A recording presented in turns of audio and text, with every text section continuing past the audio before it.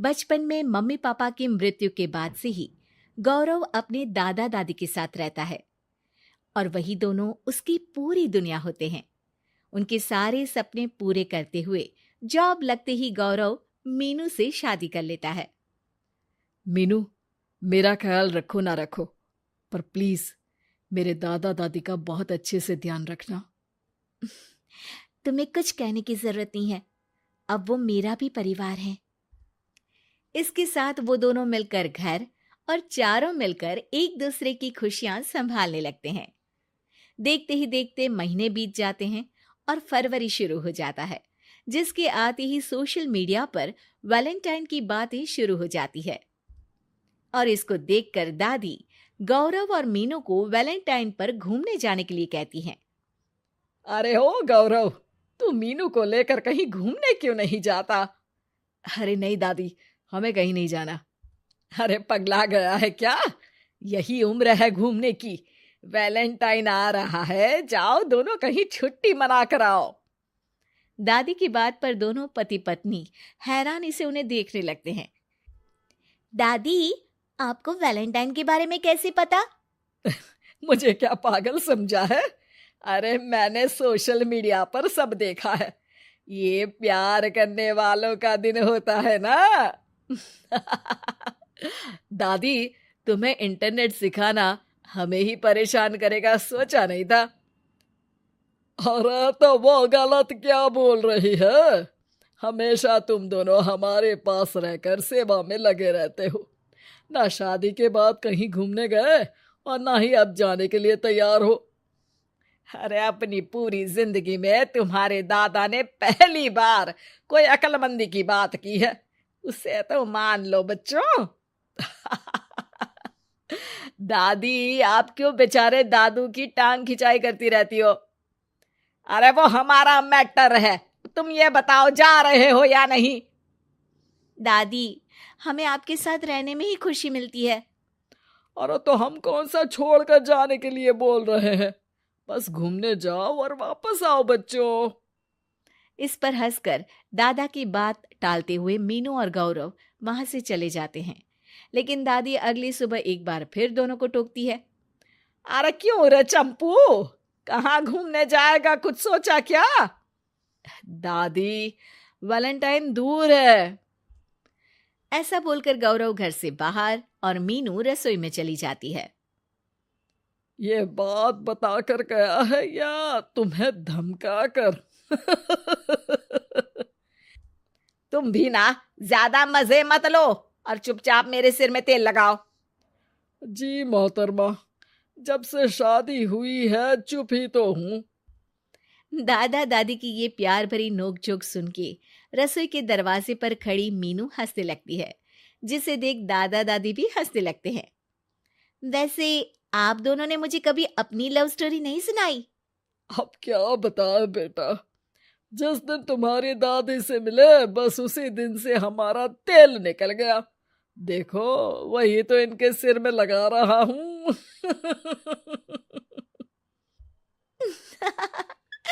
वैसे आप वो भी ठीक से नहीं लगा रहे। अरे इनका तो काम ही है काम चोरी करना। शैतान, दादा दादी के बीच पंगा कराती है। सॉरी, पर क्या करूं, आप दोनों हो ही इतने क्यूट और ऐसी प्यार भरी नोकझोंक करते हुए ज्यादा क्यूट लगते हो। सब हंसने लगते हैं और इस उम्र में भी दादा दादी का ऐसा प्यार देख मीनू मंत्रमुग्ध हो जाती है। दादू दादी, इतना प्यार तो मैंने अपने घर के लोगों में भी कभी नहीं देखा जो इस पूरे घर में है। इसी पर मीनू के दिमाग में आइडिया आता है और शाम को गौरव के घर वापस आती ही वो उससे बात करती है, जिस पर दोनों बहुत खुश होते हैं। और इसी तरह देखते देखते वैलेंटाइन वीक भी शुरू हो जाता है, जिसे वो सब मिलकर कभी फूलों तो कभी चॉकलेट के साथ बहुत खुशी से सेलिब्रेट करते हैं। और इसी तरह वैलेंटाइंस डे भी आ जाता है। अरे अब तो वैलेंटाइन भी आ गया, बता दो कहीं जा भी रहे हो या नहीं? जाएंगे, लेकिन हम नहीं। हैं? फिर कौन जा रहा है? आप दोनों। हम क्यों? अरे तुम दोनों पगला गए हो क्या? इस उम्र में बूढ़ा बूढ़ी को घूमने भेजोगे? हाँ, लाइफ में पहली बार तुम्हारे दादाजी ने कुछ सही बात बोली है। अरे तुम दोनों की उम्र है, जाओ घूम कर आओ। हम बूढ़ों के पीछे क्यों पड़ गए हो? दादी, मैंने बचपन से आप दोनों को सिर्फ काम करते हुए देखा है। कभी मेरा स्कूल, कभी कॉलेज, तो कभी जॉब या शादी। आप दोनों की पूरी दुनिया मेरे इर्द गिर्द ही रह गई है। और जैसे आपकी कहानियां सुनी है, आप लोग ऐसे नहीं थे। बस मम्मी पापा के जाने की वजह से मेरी रिस्पॉन्सिबिलिटी में ऐसे बन गए। इसीलिए ये वैलेंटाइन आप दोनों अपने उन्हीं प्यार भरे पुराने दिनों को याद करते हुए अपने उस प्यारे से बनाए घर में बिताएंगे, जिसे आप सालों पहले गौरव की बेहतरी के लिए शहर शिफ्ट करते हुए गांव में पीछे छोड़ आए थे। बच्चों की बात और विचार सुन दादा दादी की आंखों में आंसू आ जाते हैं।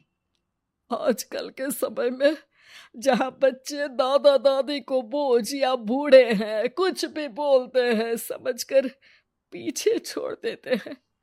तुम दोनों ने हमारे लिए इतना सोचा, वही बहुत बड़ी बात है।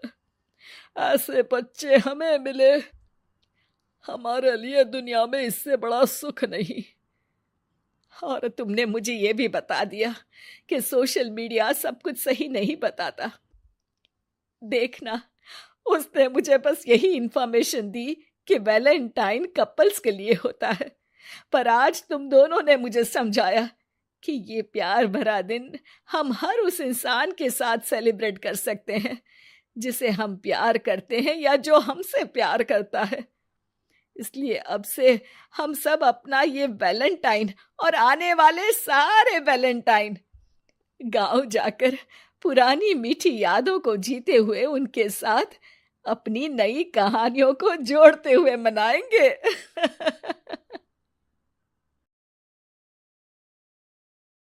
पोती पोती का प्यार कहानी शिखा की है, जिसकी बहुत अच्छी नौकरी थी। वो काम के सिलसिले में अक्सर बाहर रहा करती थी। बेटा, आन्या आजकल काफी शरारती हो रही है, उसको तुम समझाओ ना, पढ़ती ही नहीं है। अच्छा रुकिए, मैं अभी आई। आन्या, जो कि शिखा की 7 साल की बेटी है, शिखा उसके कमरे में जाती है और दरवाजा बंद कर लेती है। सास को लगता है कि शायद शिखा आन्या को प्यार से समझाएगी, लेकिन कुछ देर बाद, दादी दादी बचा लो, मुझे मार रही है मम्मी। पीछे से शिखा आती है। पढ़ाई नहीं करोगी तो क्या करोगी? लोगों के घर पर बर्तन धोगी है? शिखा, क्या बकवास कर रही हो? दादी मैं पढ़ लूंगी, बस मम्मी को बोलो मुझे इतना ना मारे। शिखा, मैंने सोचा था तुम माँ हो, बच्चे को प्यार से समझाओगी, लेकिन नहीं, रहने दो तुम। कुछ दिनों के बाद शिखा सास के पास आती है। माँ, मैं सोच रही थी कि कुछ दिनों के लिए मैं आन्या के साथ वक्त बिताऊं। वो क्या है ना, लास्ट टाइम मैंने उसको मारा था, तो तब से वो। सास शिखा की बात पर खुश हो जाती है। हाँ हाँ, और क्या, बेटी है तुम्हारी, तुम नहीं समझोगी तो कौन समझेगा। शिखा आन्या के कमरे में जाती है कि तभी उसका फोन आ जाता है। आन्या, मेरा एक फोन आया है, मैं बाद में बात करती हूँ। आन्या बाहर दादी के पास आ जाती है। बेटा, माँ तुम्हारे साथ कुछ वक्त बिताना चाहती है, तो उसे वक्त देना। हाँ दादी, आप भी चलिए ना, मुझे बहुत डर लगता है। अरे नहीं बेटा, अपनी माँ से कैसे डरना है, जाओ जाओ बेटा। आन्या कमरे में जाती है, जहाँ माँ फोन पर बात करके फोन रख ही रही होती है कि माँ मुझे फोन दो ना, मैं गेम खेलूंगी। नहीं, मुझे पहले तुमसे बात करनी है। माँ, बातें करते करते भी तो गेम खेल सकती हूँ ना। लेकिन जैसे ही वो माँ का फोन लेती है, उसके हाथ से फोन गिरकर टूट जाता है। ये क्या किया बेवकूफ, बेकार लड़की, कुछ नहीं आता तुमको, तुम्हें तो मैं हॉस्टल में ही रख दूंगी। और फिर वो आन्या पर चिल्लाती हुई बाहर आ जाती है। सास देखती है कि जो शिखा आज बेटी से बात करने को कह रही थी, वो उस पर चिल्लाकर कमरे से बाहर आ रही है। अरे क्या हो गया शिखा, तुम तो उससे बात करने गई थी ना। माँ, ये लड़की ना किसी काम की नहीं है। अरे मैं तो इसके साथ बैठकर बात करना चाह रही थी, इसने मेरा फोन ही पटक दिया। तो शुक्र है कि फोन को कुछ नहीं हुआ, 50,000 का फोन है। अरे जब फोन को कुछ हुआ नहीं है तो बेटी के साथ कुछ पल आराम से बिता देती। मेरा मूड ऑफ हो गया है, बाद में बात करूंगी, मैं सोने जा रही हूँ। सास को शिखा की बात अच्छी नहीं लगती, पर क्या करती। बहू को बेटी की तरह समझने वाली सास सोचती है कि सारा दिन काम करके ये भी थक जाती होगी, वो बेटा बनकर घर की देखभाल कर रही है, तो क्या मैं उसके बच्चों का ख्याल नहीं रख सकती? मैं ही जाकर आन्या से बात कर लेती हूँ। दादी आन्या के पास आती है। वो कोने में बैठकर रो रही थी। ले ले ले, मेरी गुड़िया रानी को क्या हो गया? देखो शाम हो रही है, चलो पार्क में चले क्या घूमने? नहीं दादी, मैं कहीं नहीं जाऊंगी। मेरा चेहरा देखो कितना पीला पड़ रहा है, सब पूछेंगे क्या हो गया तो क्या कहूंगी। ये बात तो है। अरे कोई ना, मैं हूँ ना मेरी गुड़िया के पीछे से जवाब देने वाली। दादी और पोती पार्क में खेलने जाते हैं, जहाँ एक बच्चा कहता है, अरे आन्या क्या हो गया, क्यों रो रही थी? आन्या कुछ बोलती इससे पहले ही दादी कहती है, अरे आन्या ने रामायण देखी है ना, जिसमें रावण माता सीता का हरण करके उसे ले जाता है, बस वही देखकर रोने लगी मेरी गुड़िया। हरण क्या होता है आन्या की दादी? आन्या की दादी क्या होता है? दादी तो दादी होती है ना। वैसे हरण का मतलब होता है फिर क्या, दादी सभी बच्चों को रामायण के किस्से सुनाने लगती है। सभी दादी को घेर लेते हैं। आन्या को अपनी दादी को देखकर काफी फक्र महसूस होता है। आज तो पार्क में मजा ही आ गया दादी। दादी आप मुझे छोड़कर कहीं मत जाना, वरना मम्मी तो मुझे।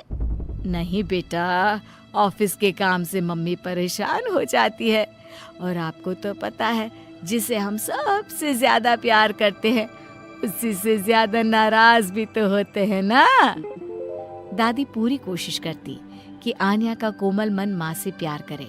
फिर एक रोज, अरे शिखा, वो क्या है ना, तुझे तो पता है मेरी अंग्रेजी थोड़ी कमजोर है, सोच रही थी आन्या की कोई ट्यूशन लगवा देते हैं। क्यों, क्या हो गया? वैसे तो मैं ही पढ़ा देती, पर अभी छोटी सी तो क्लास है, समझा दूंगी उसे मैं। देख शिखा, माँ पढ़ाए इससे अच्छा तो कुछ हो ही नहीं सकता, लेकिन तेरे पास वक्त की कमी है ना।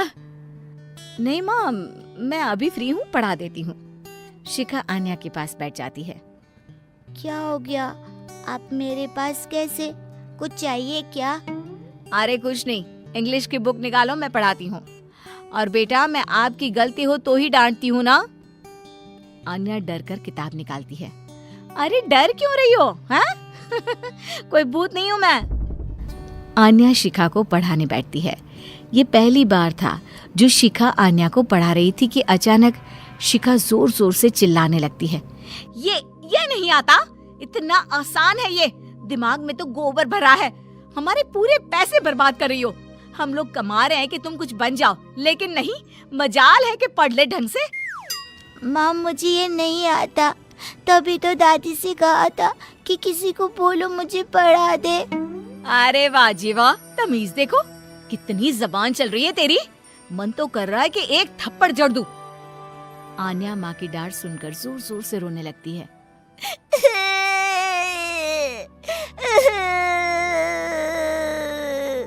अरे अरे, क्या हो गया, क्या हुआ शिखा? तुम क्यों उस मासूम बच्ची पर चिल्लाती रहती हो? अब बस बहुत हो गया तुम्हारा। यही है वो कारण जिस वजह से वो बिगड़ रही है। उसके सामने आप मुझे डांट रही है।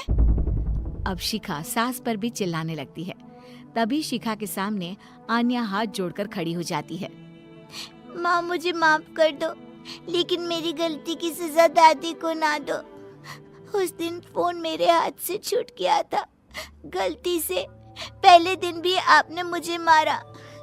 आपने तो मुझे कभी पढ़ाया नहीं, आज पहली बार आई तो भी मुझे डांटने लगी। चुप हो जा आन्या, तेरी माँ है वो, कितनी बड़ी है तुझसे। तो क्या हो गया, बड़ी है लेकिन पता नहीं कि बच्चों और बड़ों के साथ कैसा व्यवहार करना चाहिए। माँ, हम कम पैसों में गुजारा कर सकते हैं, लेकिन आपके बिना नहीं, हमें आप चाहिए माँ। छोटी सी आन्या की बात सुनकर शिखा की आंख में आंसू आ जाते हैं। उसे रियलाइज होता है कि उसने कैसे आन्या को परेशान किया है।